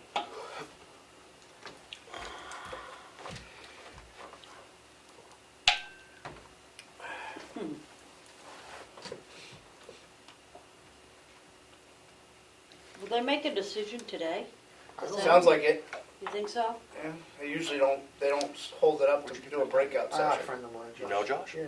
Really? You know? You can tell Yeah, already I what know. they're gonna do. Because our kids used to go to Cornerstone Oh, together. right, I like Josh a Josh lot. would do, Yeah. yeah, And then I would see him this past summer. He coached Little League. yeah. So he played He's a direct, unbelievable athlete.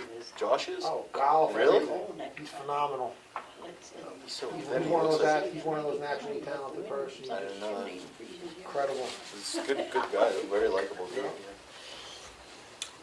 The Maybe BTL, watch the BTLA hearing is public, correct? Correct. Then how can they move out of the public view and have a separate secret meeting?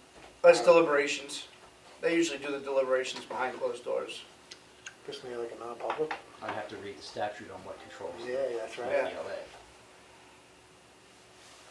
Whatever it is, it's not enough. Because I think that deliberation should be public. Maybe that needs to be a bill. Fixing that. I have. Well, after you recess, I can tell you what I have thoughts on that too. I hope he's Jim. You like going in, I mean, huh? If you're still on, then he'll go out next year, see? Unless he runs again. Well, he's been here 1 year, or 2 years, 1 year, 2 years. This is my second year. Been on one. I've been on 3. Three. So I go out this year. Time flies when you're having fun, right? Yeah, it seems like pretty soon you're gonna have to decide if you're gonna run again, aren't you? Sure. She signed up. Oh, good. So it's open now. Yep. I knew it was right on the end of January. This Friday it closes. Anybody running against you? Yeah. Not yet.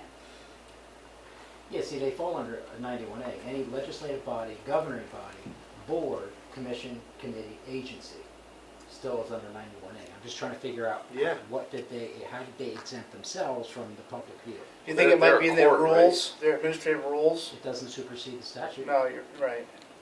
Did you say I was right? Yeah. No, Can I get that in writing? I don't. I've heard that. I've heard that before, and I agree. That's why one of the things I was saying is, they're trying to say that the abatement thing, which is going down a rabbit hole, in my opinion, and I don't care if I'm live here, but this whole is whether they were granted exemption or not, Right. and then, okay, so 7223 doesn't, or 72 period doesn't say anything about 7616. They don't. They don't. They don't mesh. They don't try to. Yeah. They don't rely on each other. Right. One's separate from the other. Right. And 7616, I mean, who am I to say what's good cause or not? Right. I'm the valuation guy. Yeah, But it's not- pretty, it's pretty not- plain language, and the legislature changed it maybe 10 years ago.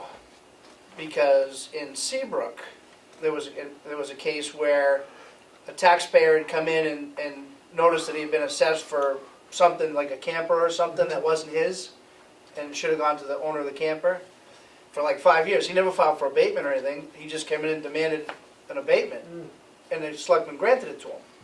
And somebody brought it up to the BTLA, and the BTLA made him pay it back. And then the legislature, We're back. because of that. I'm not gonna hit unmute until. Okay, we'll go back on the record. Alright. Not sure that we're all here yet.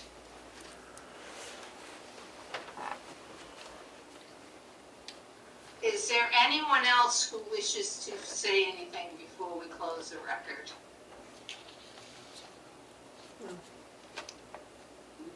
Don't see any hands raised. So based on the evidence that we received, we will issue a written ruling and copy the parties. And with that, we'll close the record. Thank you all for participating. We appreciate it. Okay, Thank you. thank you. Thank you. Thank you. Have a good day. Thank you very much.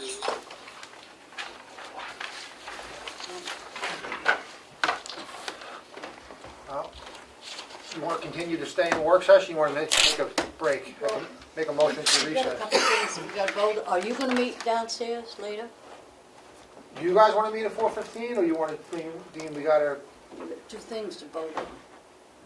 we can do them in a work session and then adjourn, I mean, that's, You wanna do that but I, up here or wait and meet downstairs? We might as well get rid of that. Whatever we can do up here. that's what I'm asking you. Yeah. Being that we've been here doing this for 2 hours, do you want to just do a work session to make these motions? Or do you want to go down, recess and go to 4:15?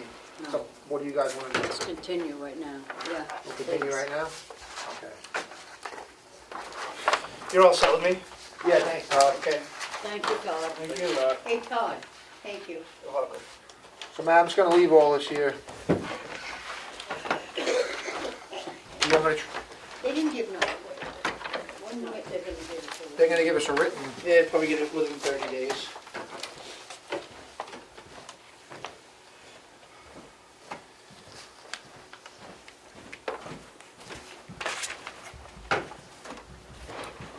okay. You can give it back to Matt.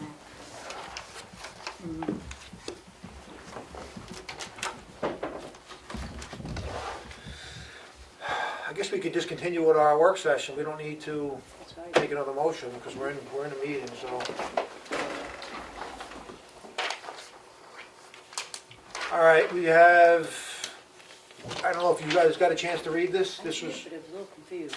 basically the person saying that the computer system wasn't working when they went to pay their taxes, so interest was incurred. The town clerk indicated that the system's fully operational and there was nothing wrong with the system. Everyone's been paying their taxes just fine online. It's probably due to operator error. So I don't think, I'll make a motion to, I mean, it's not a formal, it's a written request by the person, so it's not. Yeah. So I'll just make a motion to deny, for 46 Channel Road, the request for interest and penalty abatement. I'll make a motion for that. Do I have a second? Second. All those in favor? Aye. So this was denied.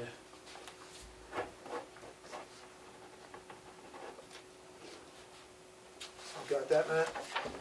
46 Channel Road? Yep. I have, this is the schools out warrant article. Did you guys get to review it? It was Yes. submitted for 45,000. So I think what we're gonna do, I'll make a motion for this and then we'll go into discussion. That'd be the best way. So I can explain why I think we should need to do it this way. So I'll make a motion to accept the warrant article, for 45,000 to fund the schools out program. To recommend.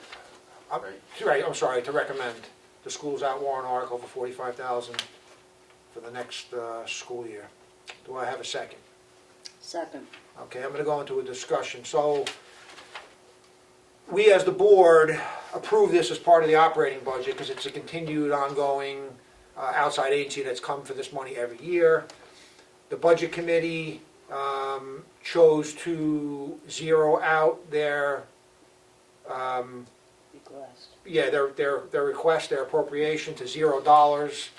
So by their, because it is the budget committee's budget, as everybody knows, or doesn't know. So this warrant article puts it back before the people for the $45,000, because since it's zero, it won't be on the operating budget presentation at town meeting. So with that being said, all those in favor? Aye. Aye. And I gotta make a motion to remove it from our operating budget, correct, Matt? So I also make, with that being said, I make a motion to remove the $45,000 from the outside agency operating budget that we previously approved. Do I have a second? Second. All those in favor? Any discussion on that? Any discussion? You guys are clear? I don't like it, but you have to do it. Right. Well, exactly, but this is the way to keep it clean. Who seconded it, sorry? Sue Aye. did. Thank you. So, this is the way to keep it clean, remove it from the operating budget and put it back in with the warrant article. Yeah. So, all those in favor? Aye. Me.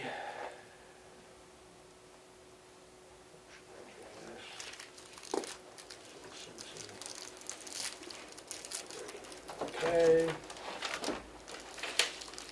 Those are those.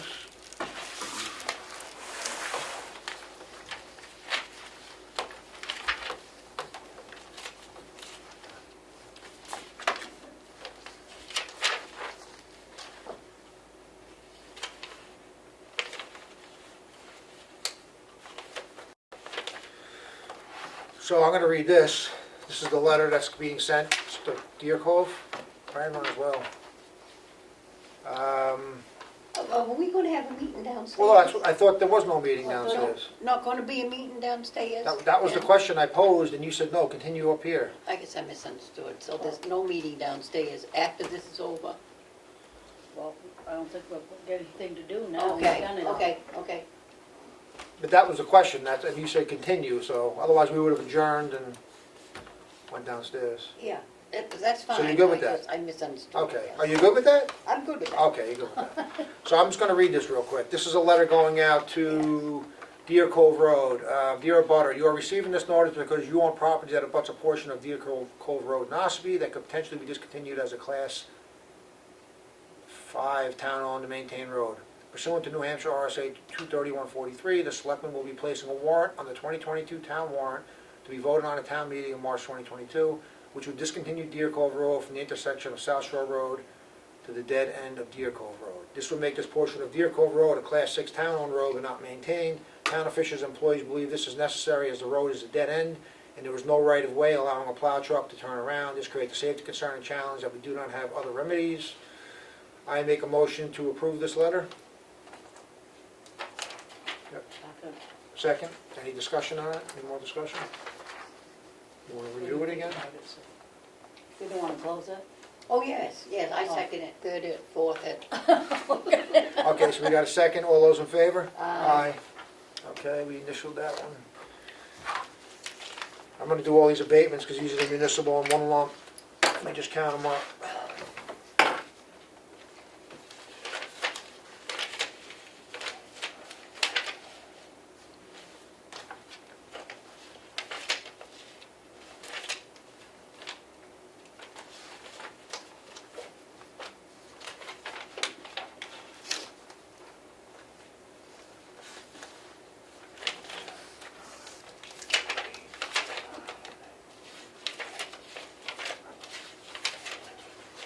Okay, I have 13 clerical abatements. These have been signed and reviewed by the board. These are for all the tax deeded properties that occurred, and I'll make a motion to approve all 13 of them, and the reason was, from the assessor, I was unable to change the property to muni exempt until after the final tax bill. That's because of the April 1st deadline with the property tax deeding, so this is just a formality. These properties are gone now through the tax auction. So I'll make a motion to grant these. Second. All those in favor? Aye. Alright, actually, I'm gonna put them all together. because they're all one. All right. These I'll read, 'cause these are separate, I'll just go through them. I got a request for clerical abatement for map 29, lot 1, sub 102. These folks are not on this site as of April 1, 2021. Tax abatement is $18, recommended to grant, make a motion to approve this. Second. All those in favor? I have a request for clerical abatement for map 29, lot 1, sub 241. The camper was sold in October 2021. The abatement is in the amount of, the refund in the amount of $183. Make a motion to approve this. Second. All those in favor? Aye. I have a request for clerical abatement for map 38, lot 16, sub 9. The camper was removed prior to the tax bill going out. It's in the amount of $113. Make a motion to approve this. Second. All those in favor? Aye. Okay, I have a supplemental tax warrant in the amount of $183. It's for map 29, lot 1, sub 241. Make a motion to approve this. Second. All those in favor? Aye. Alright. That's it for, oh.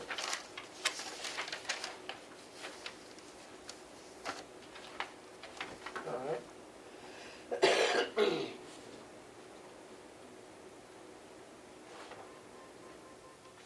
I have this to read, that's, I think this is the last thing. So we have a letter here, did you guys get a chance to read this? It was, Yes. I'll read it. So this is on behalf of the board and committee. This is going to be addressed to the ED&A committee at the New Hampshire House of Representatives. It's referring to HB 1552.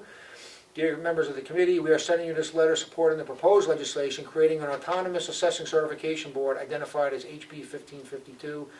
9 years have passed since the procedure was implemented. It has become apparent the need to change the process to be more transparent, allow for due process, and separate the powers as we have come to expect throughout our system of justice. We believe this legislation as proposed would eliminate any conflicts of interest that currently exist administering this function. It would add transparency, it would add transparency to the process and should give comfort to all New Hampshire taxpayers that the $223 billion in equal, am I reading that? $billion, was that trillion? Oh, billion. $223 billion in equalized value is developed by completely trained individuals in an unbiased manner. Finally, this would treat the assessing profession the same as 55 plus or minus other professionally regulated functions in the state. This proposal is a nonpartisan effort to improve a failing system. I urge you to support this bill however you see fit. Sincerely, Ossipee Board of Selectmen. I make a motion that we approve this letter being sent to the ED&A committee at the State House of Representatives. Do I have a second? Second. Any questions on it? Discussion? No. All those in favor? Aye. All right. You want to read the manifest since we're here? Since I just read 50,000 Oh, names? yeah, I got them. Oh, you got the numbers? I got them.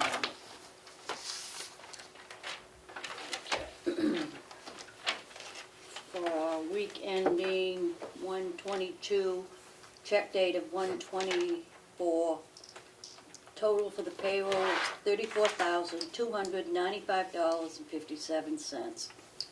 Total for water and sewer was $1,336.56.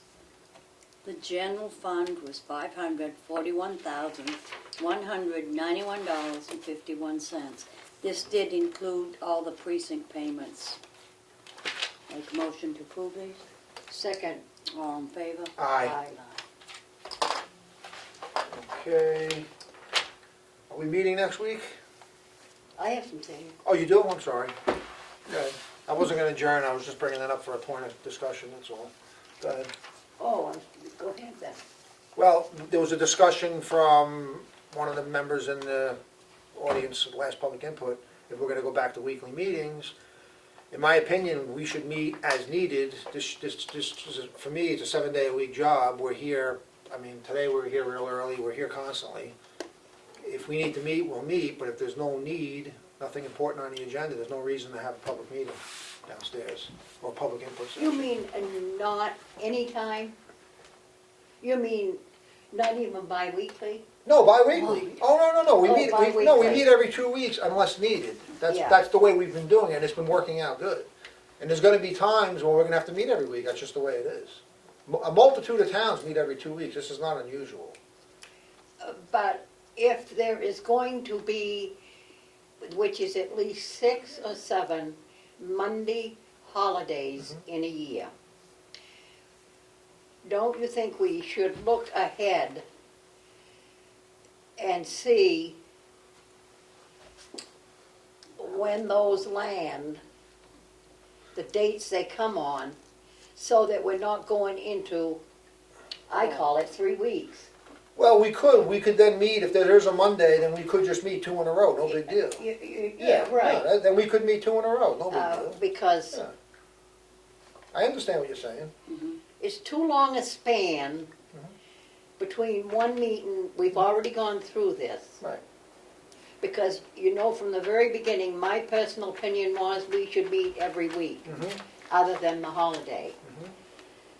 I did concede to bi-weekly, but then when it comes into holidays, I don't think it's fair to the Ossipee people or the taxpayers of Ossipee to have to wait 3 weeks. So when we have a Monday holiday, we'll ensure we meet 2 weeks in a row so not to have a big gap.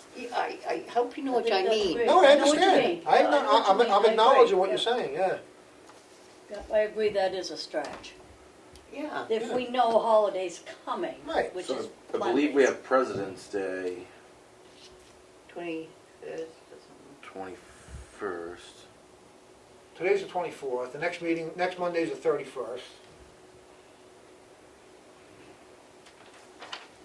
Middle of the month is, oh, I ain't got mine. I had a big calendar up over here, but it fell down.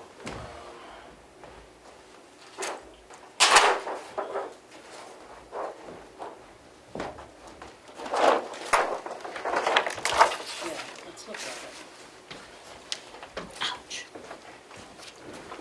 Okay, so if we, Yeah, the only holiday in February is the 21st. that's right. That's President's Day.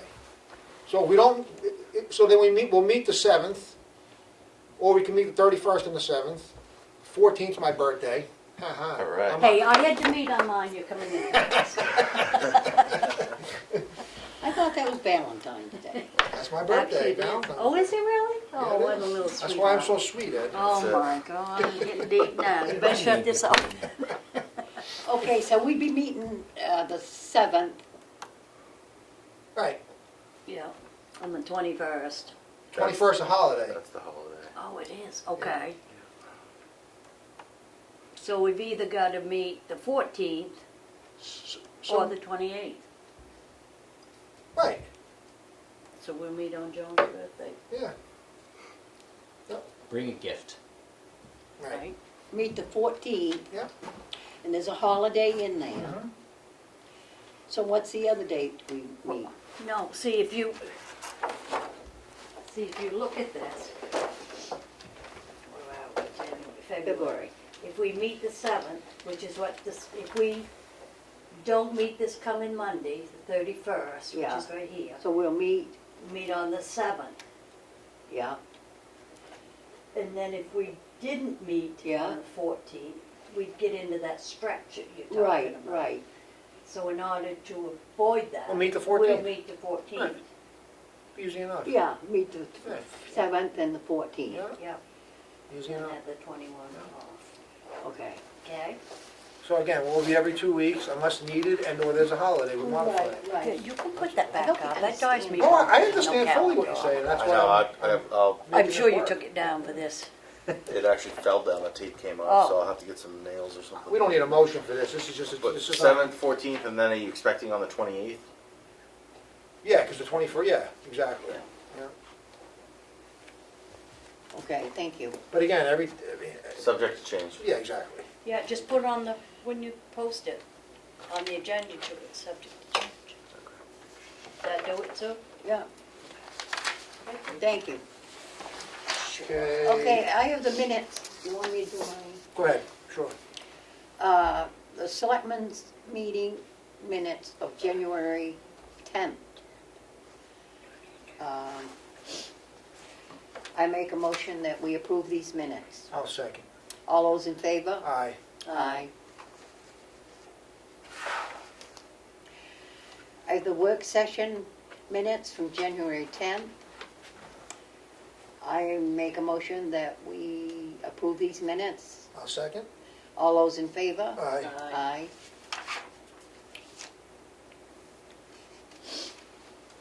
I have the minutes of the December 20th meeting.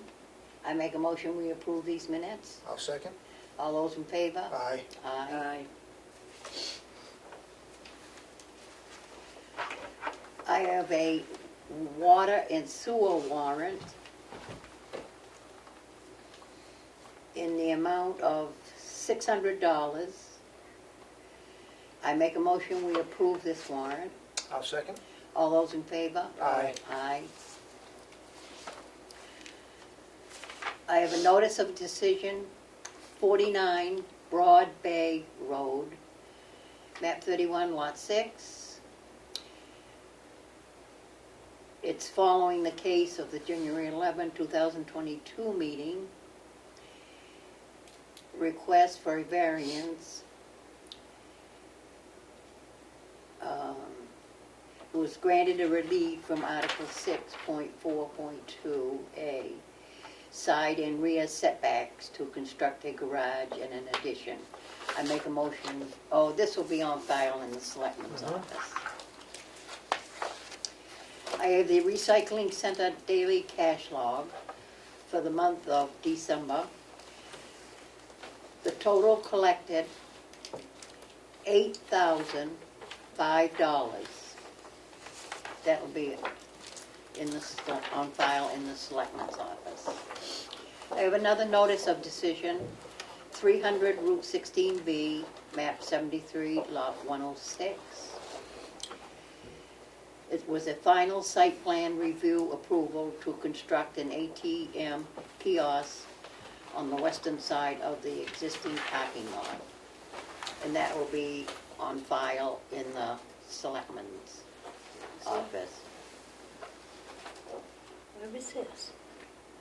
Oh, Bank of New Hampshire, they changed it. They're redoing their Yeah, I know whole, they have, they had. renovating the whole thing. That's all you have? Any other old business or new business from the board? I guess new business, You do? Okay. because we usually start off with this. Is it at the end of the meeting after I talk? What do you mean? Well, I don't know. I think we should stand and pledge allegiance to the flag, which we have not done at the beginning of this meeting. Sounds good to me. Good idea. Appreciate it.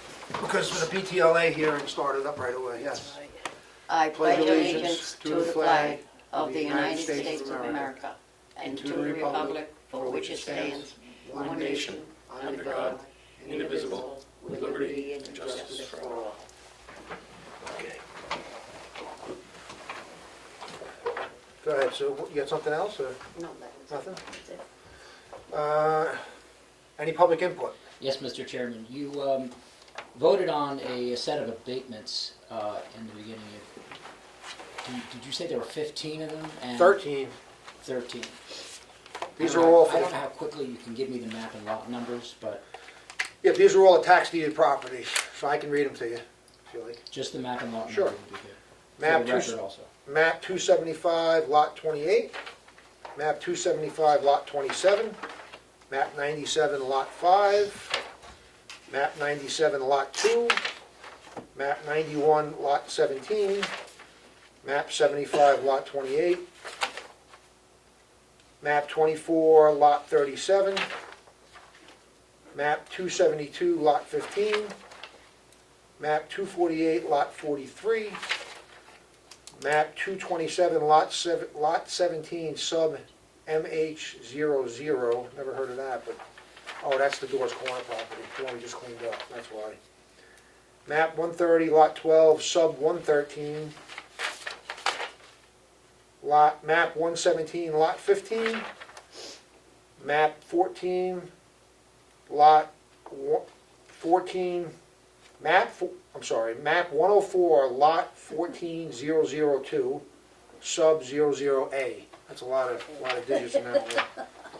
So, And if I can go on, I would like a copy of them only because I need to know what the amounts were. Mhm. that were abated, so if that's. You want me to just read it? It'll just be easier. Whatever's easier. I'll for just you. read it.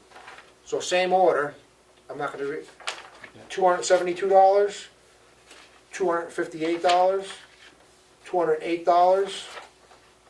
$176, $1,069, $329, $379, $389, $61, $31, $90, $90, $67, and that's it. Thank you. These are all abated because the town owns them, so no one's paying the abatement. No one's getting the money back, however you want to look at it. All right. So, Well, we should thank the highway crew and whoever was involved in it, in cleaning up that oh, Doors Corner. George Corner property. They did an incredible They did a job, and Great job, and Yep. it looks so much better, yep, they did a really good job. yeah, Been a 30-year problem, Yeah. so. Yeah. yeah. I'm gonna have to go to a quick non-public. I make a motion to go into non-public. Any more public input before I do that? No.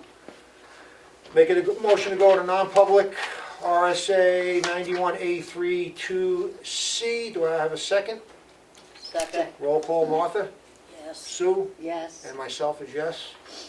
310.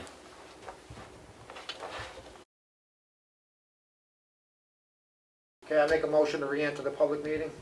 Second. All those in favor? Aye. I make a motion to seal the non-public session 1 minute. Do I have a second?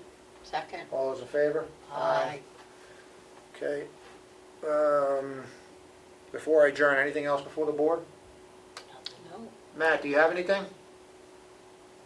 He may have ran out to the bathroom. He has nothing. He would have told me.